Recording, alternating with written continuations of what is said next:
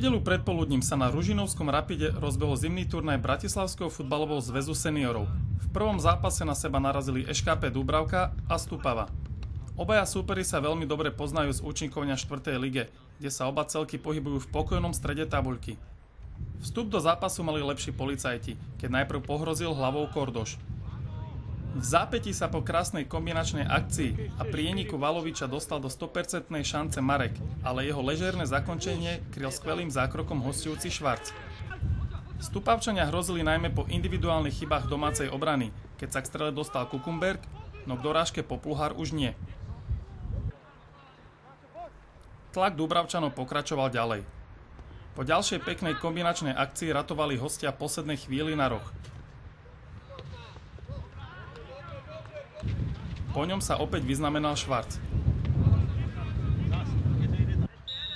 V 22. minúte zahrával kapitán ŠKP Hudec štandardnú situáciu. Hosťujúci brankár bol opäť na svojom mieste.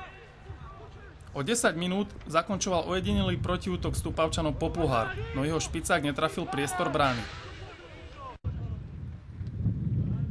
Zápas bol stále v réžii Dúbravčanov. No keď sa ani vo vyloženej šanci nepresadil Kordoš, skúšal to kapitán policajtov Hudec priamo z rohového kopu. Švarc však bol na svojom mieste.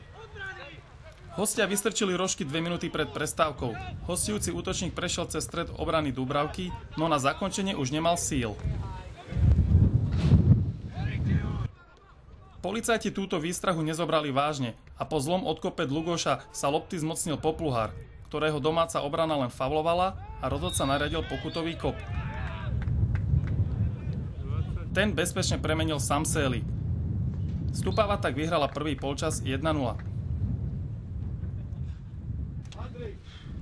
Polčasová prestávka policajtom zjavne pomohla. Hneď v 3. minúte druhého polčasu napálil do Brna Hudec, Toričeli už problém s dorážkou nemal a vyrovnal na 1-1.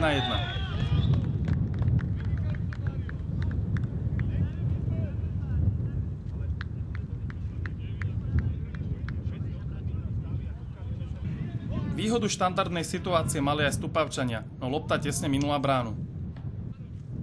Stupavčania v týchto fázach hry ožili.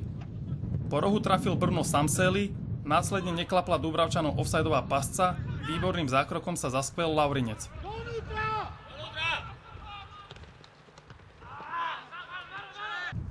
V 67. minúte sa domáhali pokutového kopu aj policajti, ich protesty však rozhodca nevypočul.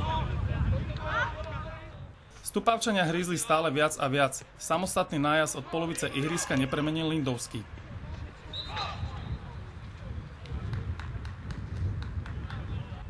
Dúbravčania odpovedali veľmi nepresnou strelou Toričeliho, z ktorej bol napokon len out. Všetko podstatné sa udialo v poslednej 10 minútovke. Najprv po skvelom centri Mareka hlavou minul Toričeli. V zápätí sa po fatálnej chybe obrany policajtov presadil Rybár a Stupava bola na koni.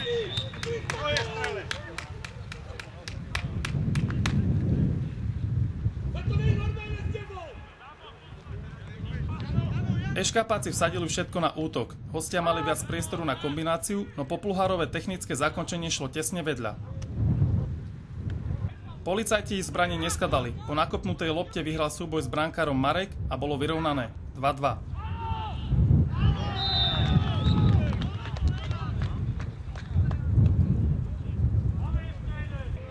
V poslednej minúte strelil Hudec tretí gól Dúbravky a všetci si mysleli, že bol posledný.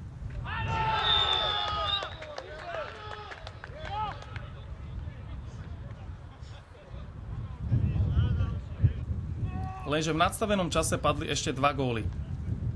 Najprv na 4-2 zvyšoval po krásnej strele Kantner.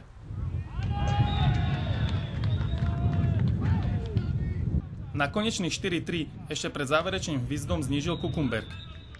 Po víťazstve 4-3 si prvé 3 body do turnaja pripísali Dúbravčania. No na to, že sme vlastne začali v pondelok trénovať minulý týždeň po 3 tréningoch a vieme, aká je príprava, že viac menej to je obehaní ten prvý týždeň, tak som spokojný.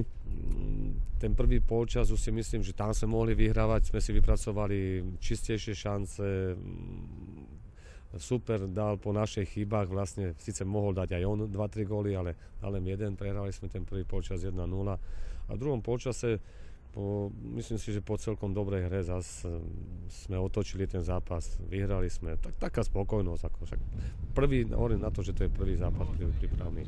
Vlastne sme mesiac a pol netrenovali, že ten kontakt s loptou nebol, tak prisudzujeme to k tomu, ale nás toto trápilo, dá sa povedať, celú sezónu, takže s tým sa musíme hrať už od začiatku. S tým zakončením presne, že vlastne čisté tutové šance, vypracované pekné kombinácie, nie že nejaké náhodné, nedali sme gól, no, tak to s tým budeme musieť pracovať.